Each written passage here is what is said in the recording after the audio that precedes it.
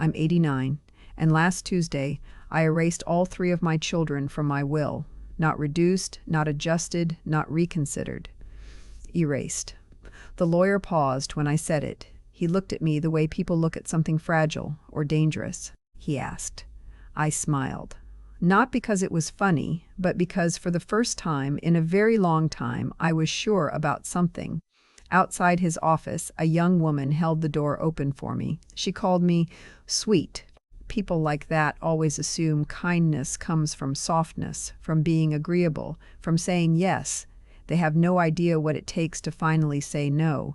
By the time I got home, the silence was waiting for me, not the peaceful kind, the kind that echoes, the kind that reminds you, no one is calling, no one is coming, no one has been for a long time, and yet people will still say I'm the cruel one. They'll say, how could you do that to your own children? You raised them. They're all you have. That last one always makes me laugh, just a little, because it sounds so reasonable, until you realize it isn't true, not anymore. You see, I didn't make this decision because I'm bitter. I didn't make it because I'm lonely, and I certainly didn't make it overnight. What I did was simply stop pretending. Because silence is never empty. It's full of answers people don't want to hear. I used to sit by the phone, back when sitting still didn't hurt so much. I'd tell myself they were busy. They have jobs, they have children, they have lives. And I told myself something else too, that I had done my job well, that I had raised independent, successful, self-sufficient adults, and that this distance was just the natural order of things.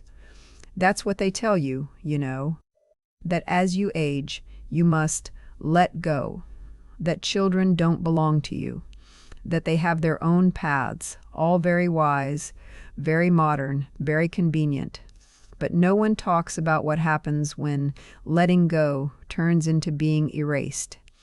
Not slowly, not gently, but completely. There's a difference between giving your children space and becoming invisible in their lives. I didn't notice it at first. It never starts loudly. It starts with small things, missed calls, shorter visits, birthdays that arrive with a text instead of a voice, then holidays that become complicated. Then silence, long, quiet, stretching silence. One day you realize you're no longer part of the story, just a footnote, something they'll deal with eventually. And here's the part no one wants to admit. I helped create that. I did, because I gave them everything. Not just what they needed, but what they didn't earn. Not just love, but access. Access to my time, my energy, my money, my patience, my forgiveness, no boundaries, no conditions, no limits. Because I believed something, deeply, that if you loved your children enough, they would love you back the same way. That's the lie, not a dramatic lie.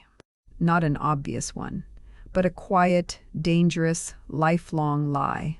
And I lived inside it for decades.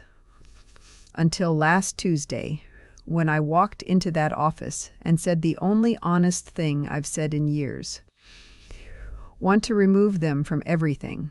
But even that wasn't the whole truth, because what I did that day wasn't just about cutting them out.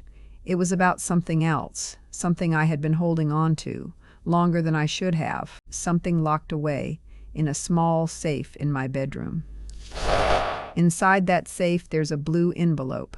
I placed it there the same night. Everything finally became clear. I haven't opened it since, and no one knows what's inside. Not my lawyer, no one. But they will, just not yet, because what they did, what finally led me to that envelope, didn't happen overnight. It happened slowly, quietly, and then all at once it started the day I retired. And I wish I could tell you, that's when things got easier. But that's when everything began to fall apart. I didn't always live in silence. There was a time when my house was loud, chaotic, full of life in a way that made exhaustion feel like purpose. 3 children, 3 very different personalities, and one version of me that no longer exists. Back then, I wasn't the old man no one calls. I was everything, the provider, the fixer, the one who always knew what to do, even when I didn't. I worked 2 jobs for most of my life, sometimes 3, if you count the things I did quietly on the side, just to keep things afloat. Construction during the day, night shifts when the bills stacked too high. Weekends never really belonged to me. People talk about sacrifice like it's something noble, something you choose with a clear mind. But most of the time, it doesn't feel like a choice. It feels like survival. You do what needs to be done because there's no one else who will do it. I still remember the first house I bought.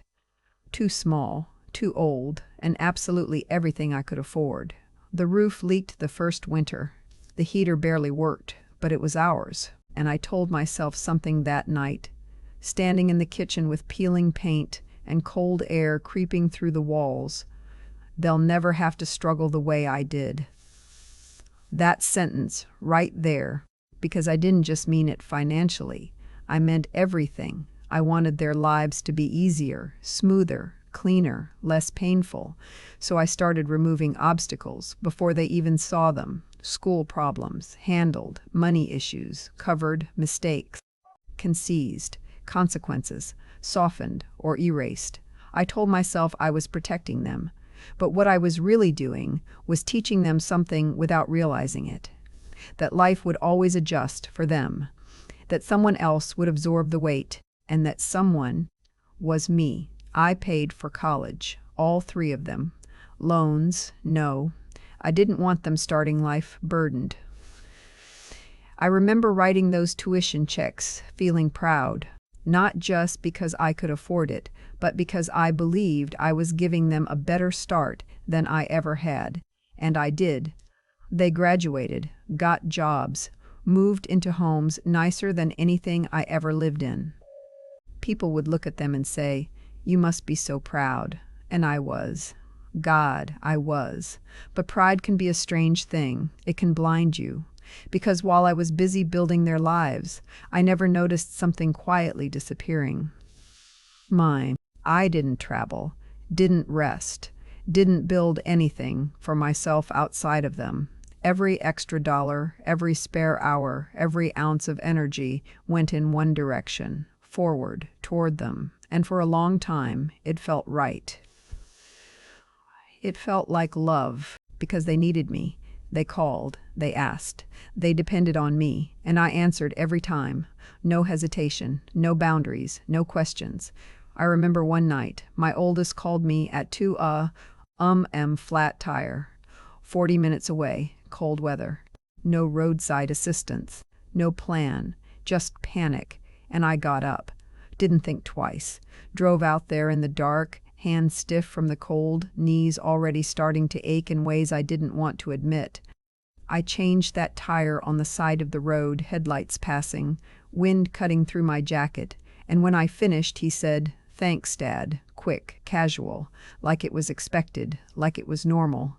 And at the time, it was, because that's who I had become, the one who shows up, the one who fixes things, the one who makes life easier. But here's what no one tells you. When you spend your entire life being the one who gives, you don't notice when people stop seeing you as a person. They start seeing you as a function, a resource, a solution. And the moment they no longer need that function, you begin to fade. Not dramatically, not cruelly, just quietly. Calls become less urgent, then less frequent, then optional. And you sit there, in the same house you built for them, surrounded by memories that feel louder than the present, wondering when exactly things changed. But the truth is, they didn't change all at once. They shifted. So slowly you barely notice, until one day you do. For me, that day came when I retired.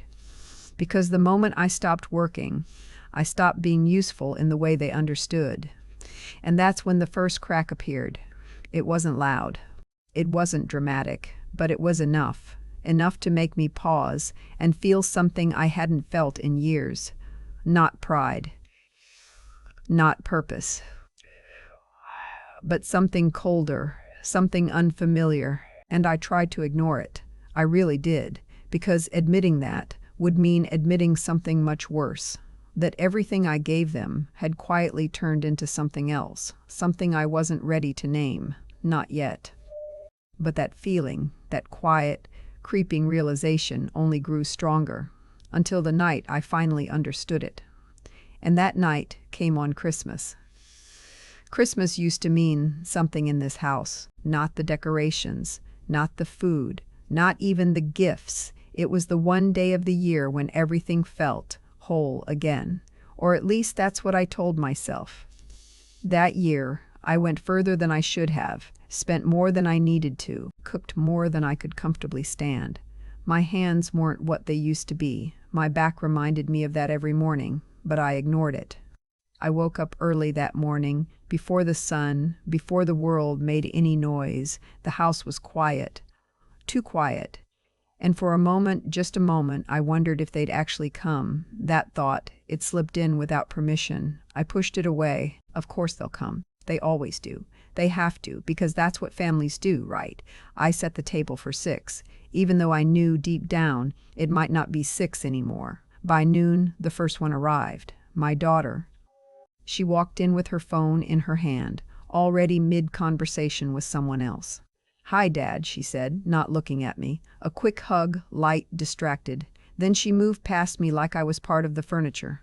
I told myself not to read into it. People are busy. Life is fast now. That's what they say. The second came an hour later, my youngest, late, unapologetic, carrying nothing but his car keys, and that same familiar energy I couldn't quite place anymore. Not rude, not warm, just present, like someone fulfilling an obligation. The third, my oldest, arrived last.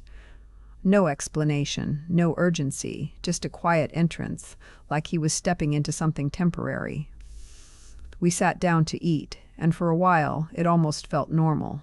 There were moments, small ones, where I could pretend, laughter here and there, a shared memory brought up at the table, even a joke about something that happened years ago, and for a brief, dangerous moment I let myself believe it.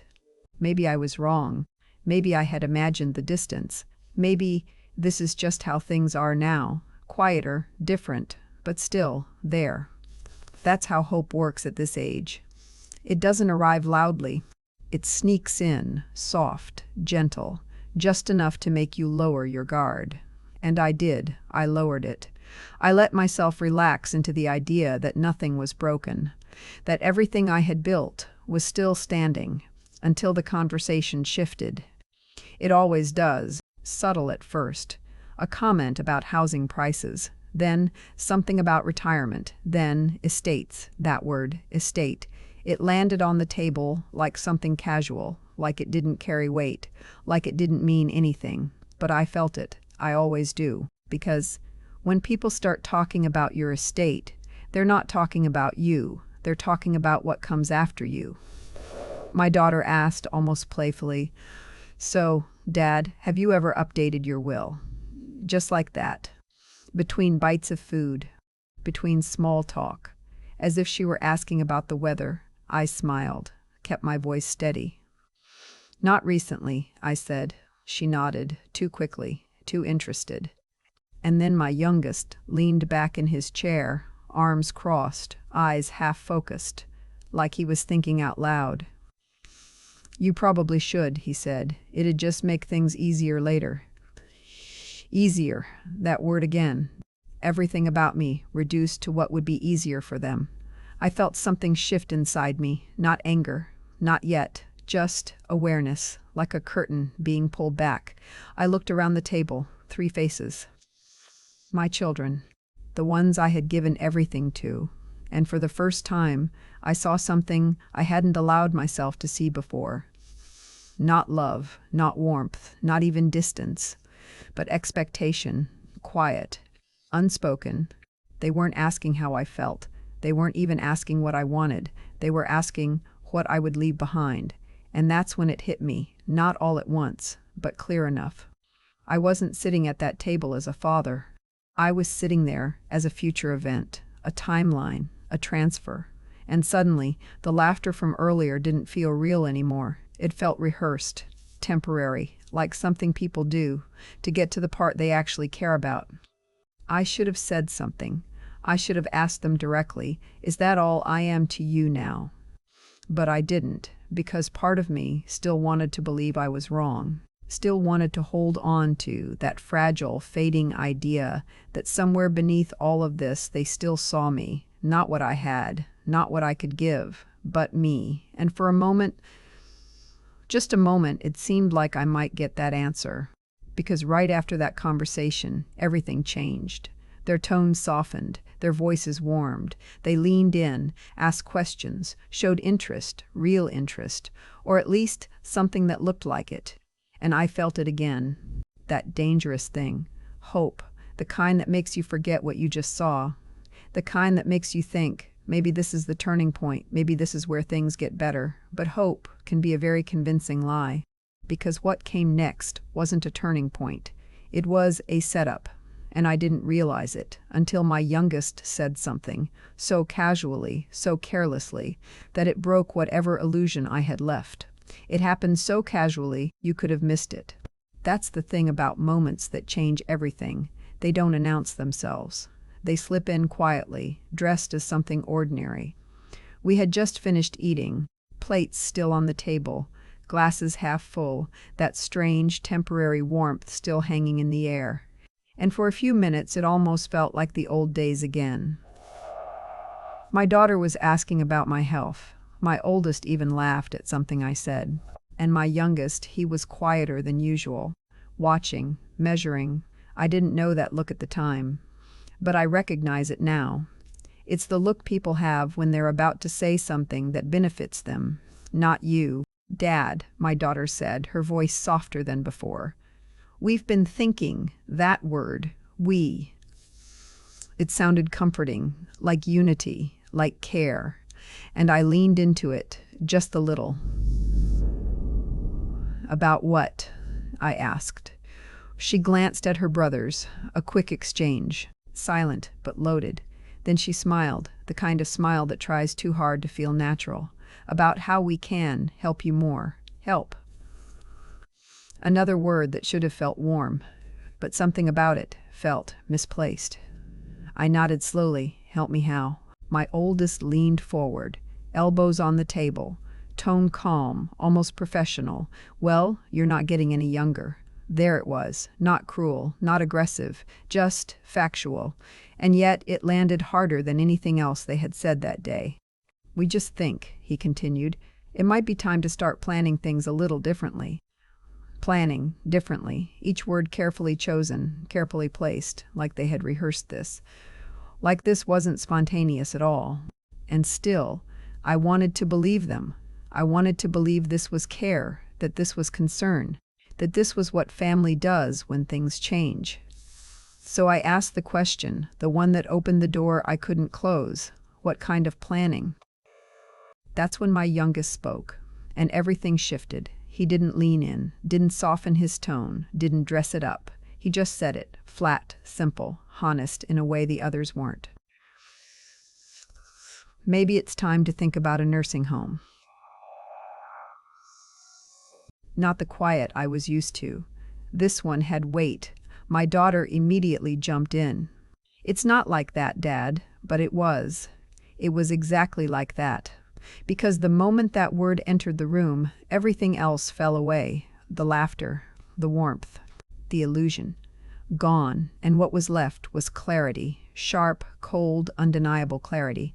I looked at them, really looked at them, not as their father, not through memory, but as they were, sitting right in front of me, 3 adults. 3 lives I had built, protected, supported without limits, and now they were discussing where to put me. Not with cruelty, not with hatred, but with convenience. Because that's what it was. I was a responsibility, a future problem, something to be managed before it became difficult. The one that hides what's really being said, because what's best for you often means what's easiest for us. And for a second, just a second, I almost agreed. That's the dangerous part. After a lifetime of saying yes, Your instinct doesn't disappear overnight. It lingers. It whispers, "Don't make this harder than it has to be. Be understanding." The one who absorbs discomfort, the one who smooths things over, the one who says yes even when it costs him everything. But something stopped me. Not anger, not pride, something quieter, stronger, clarity. Because for the first time, I wasn't hearing their words as a father. I was hearing them as a man being told his life would be easier if he simply stepped aside. And that's when I asked the question, the one they weren't expecting. If I say no, what happens then? They froze, just for a moment, but it was enough. Enough to confirm what I already knew, because no one had an answer, not a real one, just looks, quick glances, unspoken calculation. And in that silence, I finally understood something I should have seen years ago. This wasn't about me. It never was. It was about control, access, timing, and what would be easiest when I was no longer here to have a say. The conversation moved on after that. Of course it did. They changed the subject, laughed again, tried to restore the illusion. And for a while, I played along.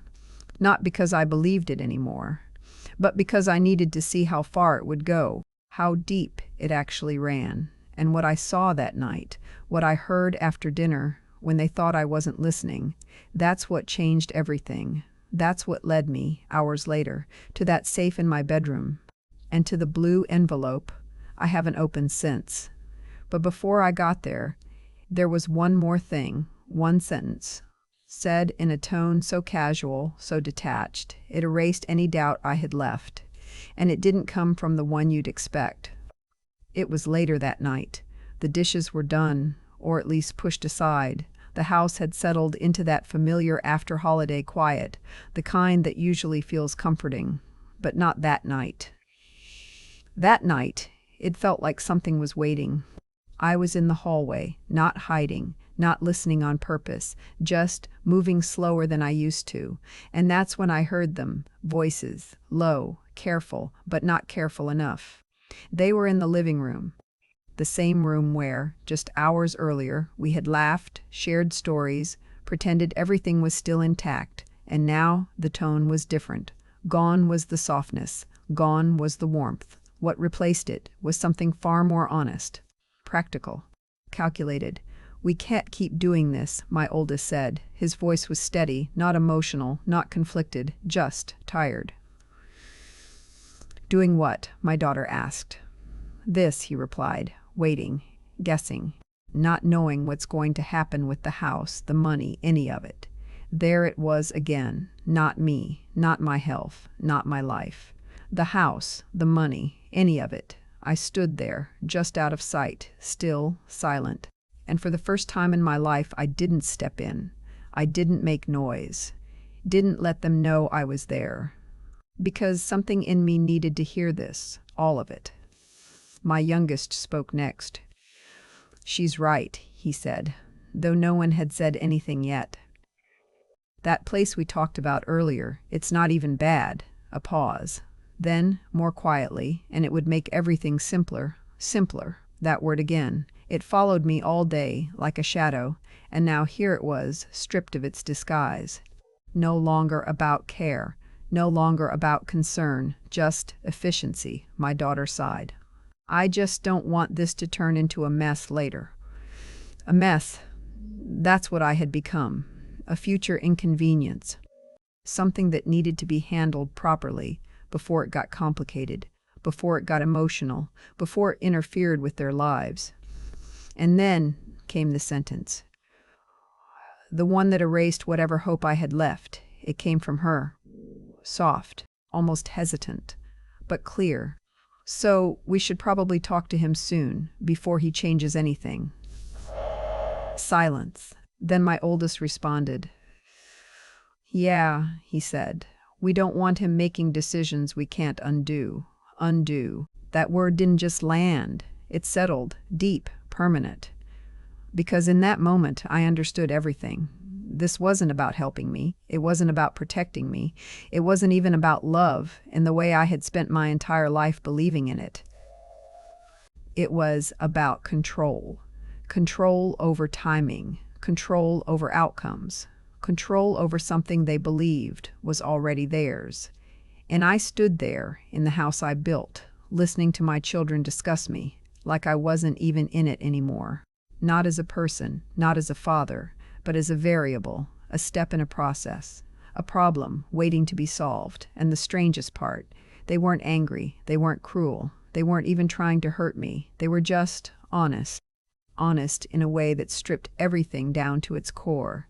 And what was left was something I couldn't ignore anymore. I turned, slowly, quietly, walked back to my room, closed the door behind me. And for the first time that day, I didn't feel confusion. I didn't feel doubt. I didn't feel hope. I felt clarity, cold, sharp, unforgiving clarity. I sat on the edge of my bed for a long time, long enough for the house to go completely silent. Long enough for their voices to disappear, for the night to settle in, and then I stood up, walked to the corner of the room, knee aching, breath steady, mind clearer than it had been in years. And I opened the safe. I hadn't touched it in a long time, not since I first wrote that will all those years ago, back when everything still made sense, back when I believed things would stay that way. Inside, documents. Things that once felt important, now just reminders. And then there it was, the blue envelope, still exactly where I left it, unopened, untouched, waiting. I held it in my hand for a moment, just a moment, felt the weight of it, not heavy, but not light either, because it didn't just hold paper. It held something else, something I hadn't been ready to face, until now. I didn't open it, not yet.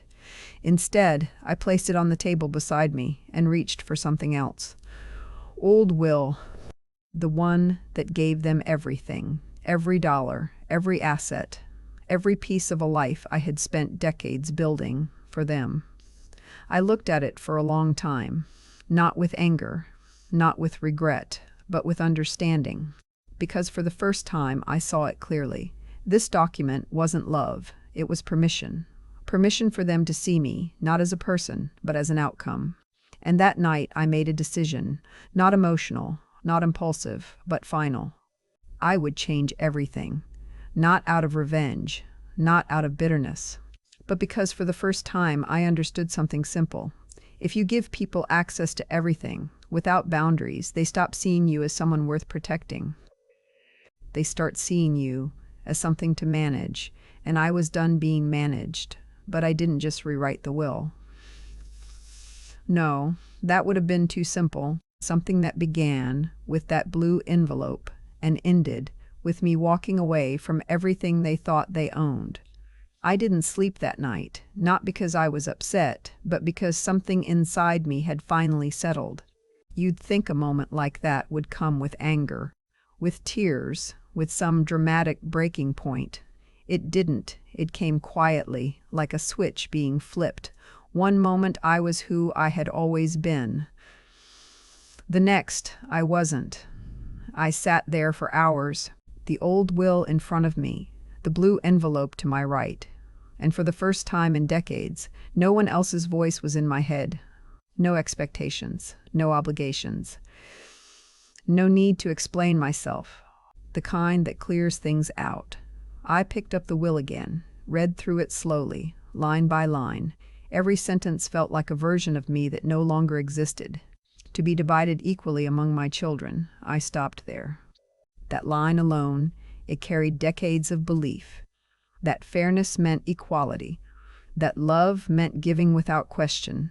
That everything I had built automatically belonged to them. Used to think that was the definition of a good parent. Now, it felt like something else, a habit, a default, a script I had followed without ever stopping to ask if it was still true. I set the document down, looked over at the blue envelope, still unopened, still waiting. I knew what was inside, or at least I knew what it represented, the version of truth I had avoided, the things I never said, the things I excused, the things I convinced myself didn't matter, because saying them out loud would have changed everything. And for most of my life, I wasn't ready for that. But now, there was nothing left to protect, no illusion, no expectation, no reason to stay silent. I stood up, walked back to the safe, opened it again, and this time I didn't hesitate. I took out everything, documents, old records, things that tied my life directly to theirs, and I laid it all out on the table, not as a father, not as a provider, but as a man looking at what he had built and asking a simple question: what do I actually want? It sounds like an easy question. It isn't. Not when you've spent your entire life answering it for other people. Not when your identity has been shaped by what others needed from you. I had never asked it before. Not honestly, not without immediately thinking about them. But that night, for the first time, I did. And the answer surprised me. I didn't want revenge. I didn't want to hurt them. I didn't even want them to understand. I just wanted peace, real peace, not the kind that comes from pretending everything is okay, but the kind that comes from knowing you're no longer betraying yourself, that you're no longer saying yes when everything inside you is asking for no. So I made a decision, clear, simple, final. I would rewrite everything, but not the way they expected, not as a punishment, not as a reaction, but as a boundary, a real one, the kind I should have set years ago. I called the lawyer the next morning. Didn't explain much, didn't need to, just said, I need to make some changes. He scheduled me for Tuesday, and when I walked into that office, I wasn't emotional, I wasn't uncertain, I wasn't even thinking about them. I was thinking about something else entirely, something I had never allowed myself to consider before, a life that didn't revolve around being needed. He asked the usual questions, clarified details, went through the structure of the estate, and then he paused, looked at me, and said something that almost made me laugh. Most people your age, he began, don't make changes like this. I nodded. I know, I said. Didn't question me further, just adjusted his tone, more formal, more precise, because at that point he understood. This wasn't confusion. This wasn't influence. This was intention. We went through everything, assets, property, accounts. Each decision felt lighter than the last, not heavier, not harder, but clearer, like I was removing something that had been sitting on my chest for years without realizing it. And when it was done, he printed the new documents, placed them in front of me, and waited, pen in hand. I looked at the pages, not for long, just enough to recognize what they represented. This wasn't just a legal change. It was a shift, a line drawn after a lifetime of erasing them. I signed one page, then the next, then the last, and just like that, it was done. But before I left, I reached into my coat, pulled out something I hadn't shown him yet, the blue envelope. He looked at it, curious. "Do you want me to include that?" he asked. I shook my head. "No," I said, "that stays with me." Because that envelope wasn't for the law. It wasn't for documentation. It wasn't even for them, not in the way they would expect. It was something else, something far more personal. Something that would only make sense when everything else was already out of reach. I placed it back into my coat, stood up, and for the first time in years, I didn't feel like I was leaving something behind. I felt like I was finally walking towards something. Not a new life, not a dramatic change, just mine. But decisions like that, they don't exist in isolation. Because the moment you stop playing a role, people notice. And when they do, they don't always respond the way you expect. Because the version of you they were comfortable with is gone, and that makes them uncomfortable. I didn't have to wait long to see it. Because within days, the silence I had grown used to suddenly broke, and their voices came back, louder than before, more urgent, more interested. And that's when I realized they had finally noticed something, not me, not my absence, but the one thing they had always paid attention to, access. And now they thought they were about to lose it. The first call came 3 days later. For a second, just a second, my hand moved on instinct. Years of habit don't disappear overnight.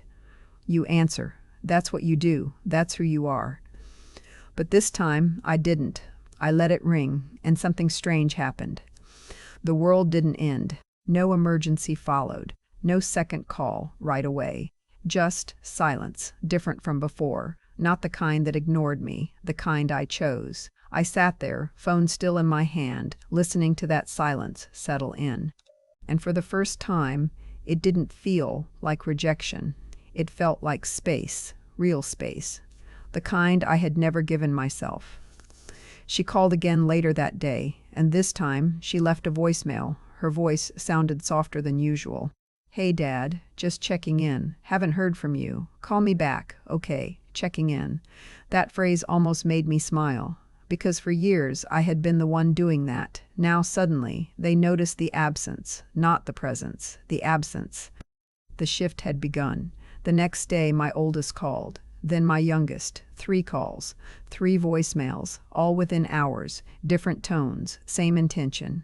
And I listened to each one, carefully, not for what they said, but for what they didn't. No one asked, "Are you okay?" Not really. They asked, "Why aren't you answering?" Subtle difference, but important, because one comes from care. The other comes from disruption. Something had changed, and they could feel it. But they didn't understand it yet, and I wasn't going to explain it, not right away. Because for once, this wasn't about making them comfortable. It was about seeing what happens when I stop making myself available. So I waited a full week. No calls returned. No messages sent. No explanations. Just distance, chosen distance. And with each passing day, something unexpected happened. The guilt began to fade. Not completely, not all at once, but enough. Because guilt had been my constant companion for most of my life. Every time I said no, I felt it. Every time I chose myself, I questioned it. Every time I even considered setting a boundary, I softened it before it could take shape. But now, with each unanswered call, that weight became lighter, and in its place, something else began to grow. Clarity. Because here's the truth, no one tells you. They feel like you're doing something you're not supposed to do.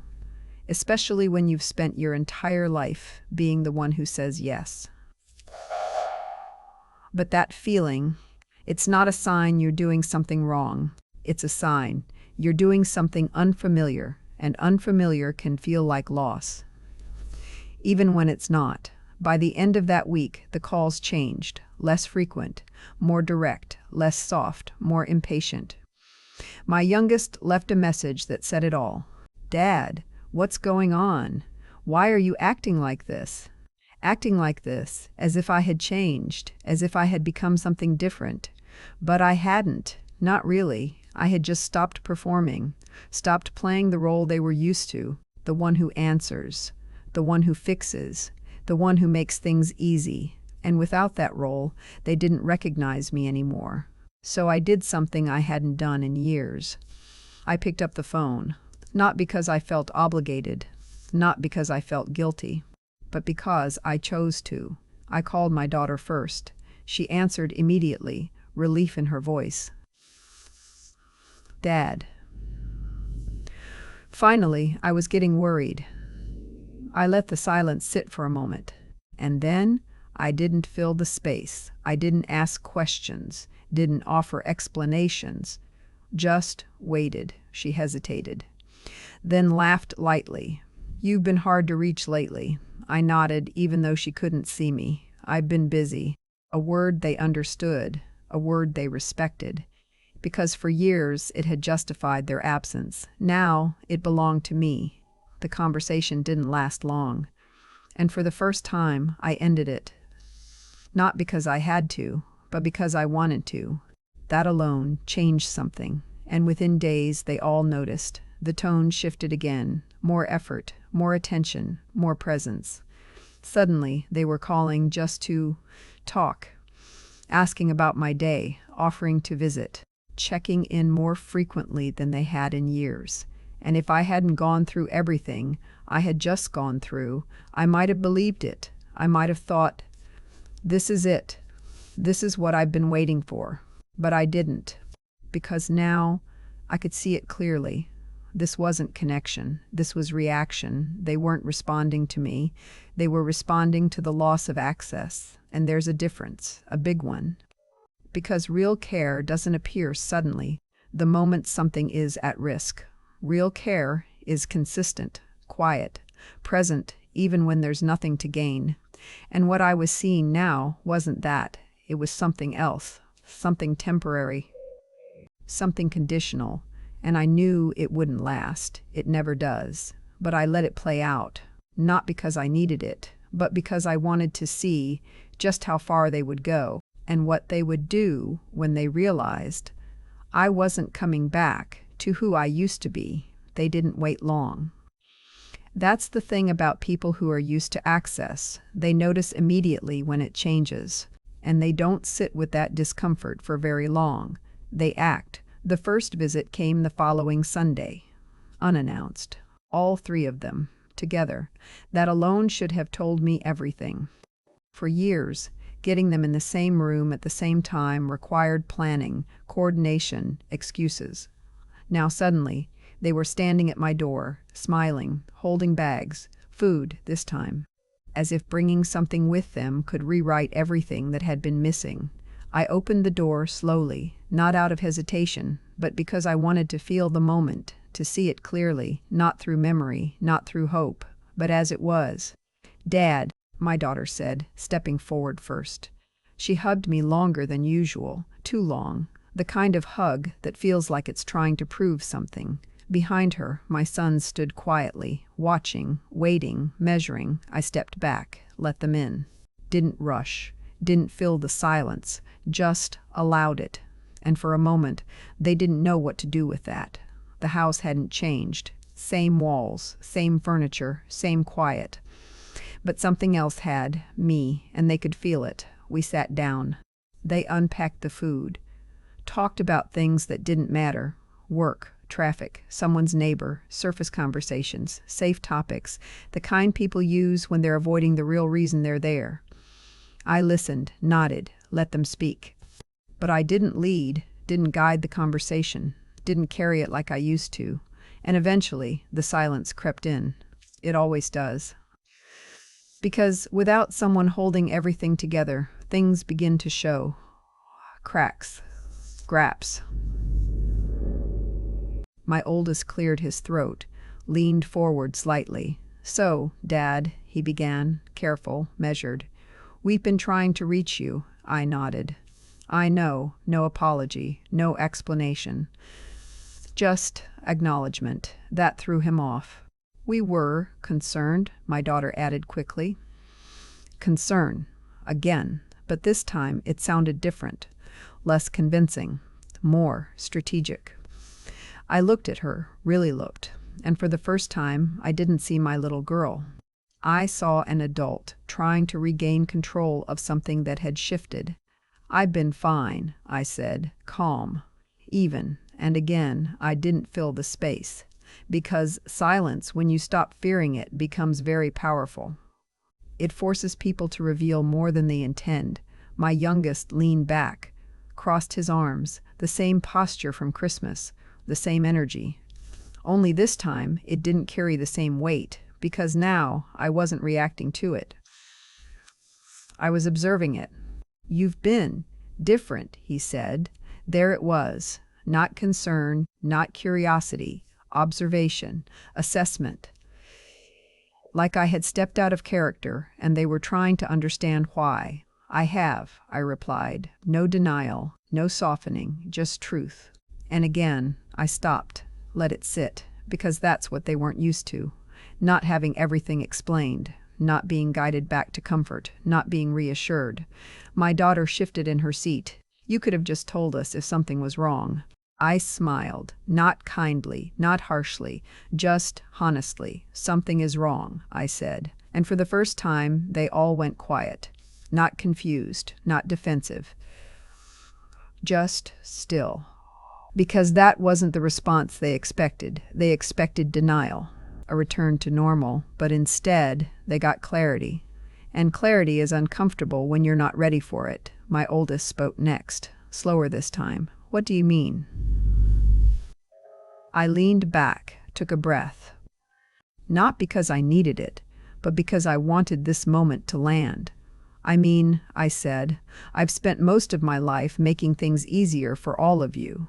I paused, watched their faces, subtle reactions, recognition, maybe, or maybe just discomfort. And somewhere along the way, I continued, that became expected. No one interrupted, no one argued, because they couldn't, not honestly. And now, I said, I'm not doing that anymore. There it was, final, clear, final, not dramatic, not emotional, just a boundary, a real one, and you could feel it in the room, that shift, that quiet realization that something fundamental had changed. My daughter looked down, my youngest exhaled, my oldest just stared, trying to process something he hadn't prepared for, because this wasn't the version of me they knew how to navigate. This wasn't the man who adjusted, who softened, who made things work. This was someone else, someone they couldn't predict, and that made them uncomfortable. Good, because discomfort is where truth lives. The visit didn't last much longer after that. They stayed polite, careful, measured, but the energy had changed. They weren't relaxed anymore. They were aware that something had shifted, in a way they couldn't easily reverse. And as they stood to leave, my oldest turned back, just before the door. Hesitated. Dad, did you change anything? I looked at him, not confused, not defensive, just steady. Yes, I said. No explanation, no details, just the truth. And in that moment I saw it, not clearly, but enough. That flicker, that calculation, that realization. Something important had already changed, and they were too late to stop it. But what they didn't know, what none of them knew, was that the biggest change wasn't in the documents. It wasn't in the house. It wasn't even in the decisions I had made. It was in something much deeper, something I had written and sealed inside that blue envelope. And soon they were going to find out. They didn't wait this time. No more polite visits. No more soft voices. No more pretending. The next time I saw them, it was different, sharper, more direct. They called ahead, all three of them, together. That alone told me everything I needed to know. Can we come by? My oldest asked.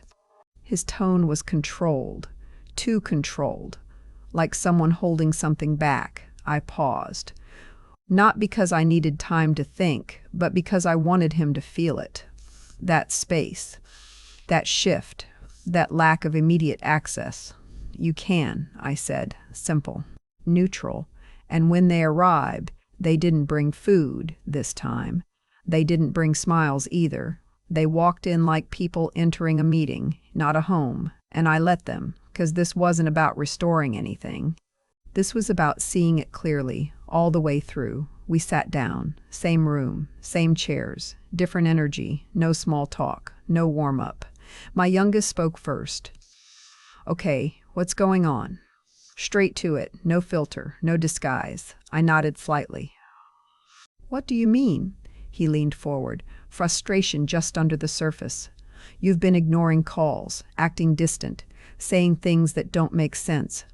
Doesn't make sense. That's what boundaries look like, to people who've never had to respect them. My daughter jumped in.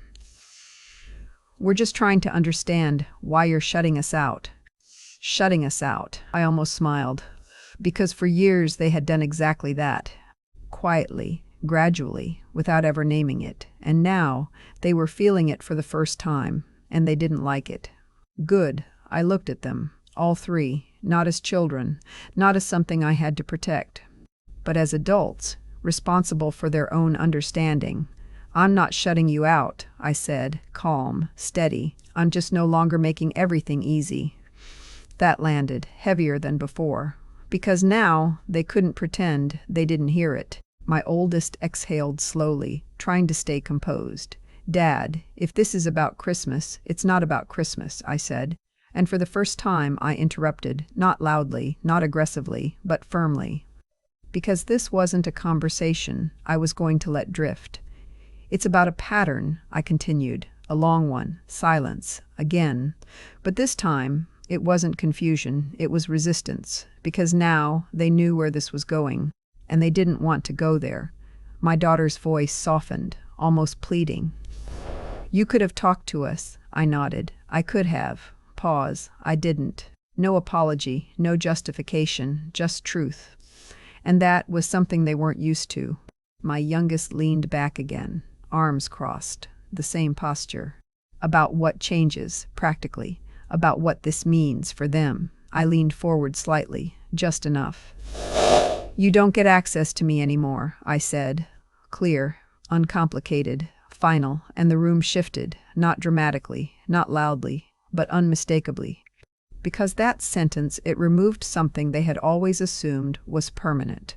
Access. My oldest frowned. "What does that even mean?" "It means," I said, "you don't get to call when it's convenient. You don't get to show up when you need something. You don't get to decide when I matter." Each sentence measured, deliberate, not emotional, just accurate.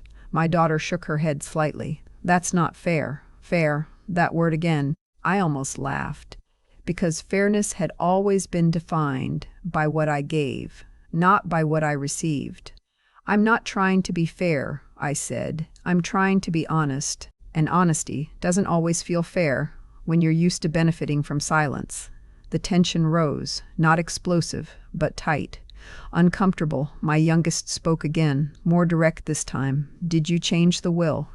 No more circling, no more pretending, just the question that had been underneath everything. I looked at him, held his gaze. "Yes," I said. No hesitation, no explanation, just the truth. And for a moment no one spoke. Because that answer, it confirmed everything they had feared. Everything they had been trying to prevent. Everything they had come here to control. My oldest's jaw tightened. "Should have talked to us first," I nodded slowly. "Why?" That stopped him. Not because he didn't have an answer, but because the real answer would have revealed too much. "We're your family," my daughter said, soft, careful, and for the first time, I felt something shift inside me, not anger, not sadness, just recognition. Because that word, family, it had carried so much weight for so long, and now it felt different, lighter, less absolute. "Family," I said quietly, "doesn't mean unlimited access." No one argued. No one corrected me, because deep down they knew it was true, even if they didn't like it. The conversation ended not with resolution, but with realization. They stood, slowly, not defeated, not angry, just aware, aware that something had changed in a way they couldn't undo. And as they walked toward the door, my oldest turned back. "One last time. What did you change it to?" he asked. I looked at him, not unkindly, but without obligation. "You'll find out," I said. And that was it, because some things aren't meant to be explained in the moment. Some things are meant to be discovered when there's nothing left to negotiate, when there's no more access, no more influence, no more control. And as the door closed behind them, I felt something I hadn't felt in years. Not relief, not victory, just stillness. The kind that comes when you're no longer carrying something that was never yours to hold. I walked back to my room. Slowly, deliberately, opened the safe one last time. Reached inside and took out the blue envelope. Held it in my hands for a moment, just a moment. Because this was the part they didn't see coming. Not the will, not the boundaries, not the distance. This, what was inside, wasn't about money. It wasn't about assets. It wasn't even about them. Not entirely. It was about truth. The kind I had never spoken. The kind I had never written. Until now. And as I sealed it again, I realized something simple. They would finally hear me, just not while I was still here to be ignored. The envelope isn't heavy. That's the strange part. After everything it holds, everything it represents, you'd expect it to feel like something, but it doesn't. It's just paper, thin, quiet, unremarkable. The kind of thing my children would have overlooked, too, if I had let them. I sat at the edge of my bed, the same place I had been the night I first took it out. The house was still, not empty, not lonely, just still. And for the first time in a long time, that stillness didn't feel like something missing. It felt like something complete. Turned the envelope over in my hands, ran my fingers along the edge. Because once I closed it, I made a decision. I wouldn't open it again, not for them, not for anyone, because what's inside isn't meant for conversation. It's meant for truth, the kind you can't interrupt, the kind that arrives when there's nothing left to negotiate. Inside that envelope, there are two things. The first is a letter, not long, not dramatic, but honest, more honest than I've ever been in my entire life. I didn't write it to hurt them. I didn't write it to punish them. I wrote it because I finally understood something they may never say out loud. That silence isn't always absence. Sometimes it's a choice. And I needed them to know that I saw it, all of it. The missed calls, the empty holidays, the conversations that revolved around everything but me. The way I slowly became background, a detail, something they would deal with eventually. I didn't accuse them, didn't raise my voice, didn't ask for anything. I simply told the truth. That love, without respect, doesn't survive. That presence can't be replaced by intention. And that being a parent doesn't mean disappearing quietly while your children rewrite your place in their lives. The second thing inside that envelope is a condition, not a punishment, not a trap, a condition. Because everything I built, everything I spent my life working for has been redirected, not to them, not automatically, and not without thought. Some of it has gone to places they've never heard of, organizations, people, causes, strangers, the kind of people who don't expect it, who don't assume it, who won't see it as something already theirs. And a portion, a very specific portion, is still tied to them. But not in the way they think, because if they ever want access to it, they will have to do something they've never done before. They will have to sit together and read that letter, all of it, out loud. No interruptions, no dismissing it, no turning it into something easier to hear. Just listen to me, for once, completely, because that's all I ever wanted. Not control, not obedience, not even gratitude, just to be heard. And if they can do that, if they can sit in that room and finally face the truth without turning away, then they will receive what remains, not as inheritance, but as understanding. And if they can't, then it goes elsewhere, quietly, completely, without them ever touching it. That's what's inside the blue envelope, not revenge, not bitterness, just clarity. The kind that waits until the right moment, and then speaks once. I placed the envelope back into the safe, closed it, turned the key, and just like that, it was done. There was nothing left to adjust, nothing left to explain, nothing left to carry. Because here's the truth most people learn too late. Boundaries aren't something you set for others. They're something you set to stop abandoning yourself. And I had spent 89 years doing exactly that, quietly, willingly, without question, until now. Now, I wake up when I want, eat when I'm hungry, sit in silence without wondering who's going to fill it. I don't wait by the phone. I don't measure my worth by who calls. I don't soften my life to make it easier for someone else to ignore me. And strangely, I'm not angry, not anymore. Because anger belongs to a version of me that expected something different. This version doesn't expect anything. And in that, there's peace, real peace, the kind that doesn't depend on anyone else showing up. People will say I walked away from my children, that I gave up, that I became cold. Let them, because they're only seeing the ending. They don't see the years that came before it, the years where I gave everything without ever asking what it was costing me. The years where I confused love with access, and now, at 89, I finally understand the difference.